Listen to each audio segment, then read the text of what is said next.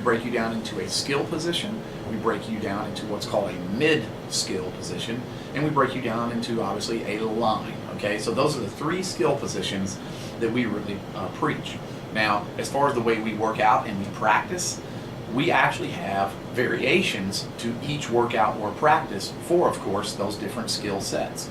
There's not a gigantic reason for the line to be catching a whole lot of footballs or to do catching drills necessarily. So as soon as maybe you've identified who's in the line, you want to make sure that you're doing a whole lot of things like hand placement, core training.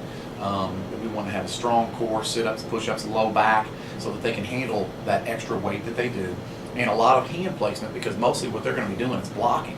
And so we want to be able to have explosive hips. We want to be able to bend at the waist, because the line is going to be getting down in a stance with their hand on the ground quite a bit. So if the kid is identified as a line position, he needs to be explosive. He needs to be able to be comfortable with his hand on the ground. He needs to be able to bend his hips. Not bend at the waist necessarily. In other words, your knees need to bend with your hips. Hip flexibility is probably the number one thing that high school and college recruiters are looking for when it comes to a line position. The skill position is pretty obvious. We want guys that can run, we want guys that can catch, and we want guys that can throw, okay? And those things are, sometimes a lot of that is God-given, but you can develop, especially that catching mentality, every single day. The mid-skill, those are the guys that have to be able to do both. They have to play with their hand in the ground, they have to be able to run a little bit, maybe not great, but they have to be able to run a little bit, they have to be able to block, and they really do need to be able to catch as well. So a lot of times the mid-skill gets overlooked in the scheme of things, but if you're building a really good football team, they're the ones that are going to end up being maybe your most valuable, because they're probably playing a fullback, a tight end, a running back, and a linebacker on defense. And so they can play a whole lot of different positions. So those mid-skill guys, they need to be able to have a type of workout where they can do both, catching, blocking, etc. They may need the most work more than anybody. If I'm identifying the three different skill sets and positions that we categorize in football, especially here at Centennial High School, we'll have them in not any particular order. We'll have the skill, okay? We'll have the mid-skill, and then we'll have the line, okay? Now the line is pretty simple as far as categorizing where they play. This is the O-line, and this is the D-line, okay? The biggest thing is they have to have a hand on the ground. They live with their hand on the ground philosophy, okay? So I would say hand on the ground is huge for these guys. They need to be able to get into a stance.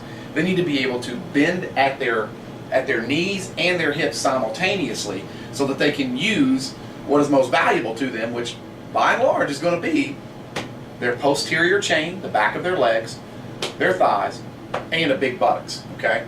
Those are going to be the things that make them effective blockers, that makes them have that force to get off of blocks. The next thing they need to be able to do is have excellent hands, because when you get your hands on someone you're trying to block, you have such an advantage, and vice versa. If somebody's trying to block you and you get your hands on them and extend them out, you have way more of a chance to win that particular battle. So we're looking for people with good hands and really strong lower body to be able to disengage or engage a block, whatever the case may be. The mid-skill is the one, I'll tell you what, let me start back up here with the skill, since they're the furthest from the line. The skill, these are the wide receivers, these are the DBs. Oftentimes it could be a running back, it's certainly a quarterback, okay?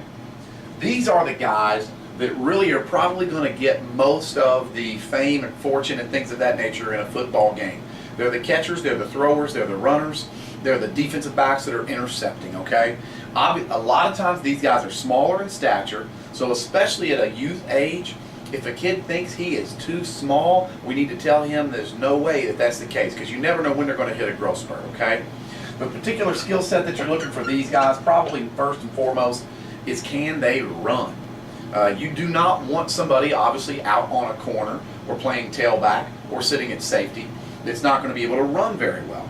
So sometimes a small kid might grow to be a lineman if their skill set doesn't allow them to fit in this particular category. So these guys can be able to run, they can catch, and most likely you're looking for somebody that can throw.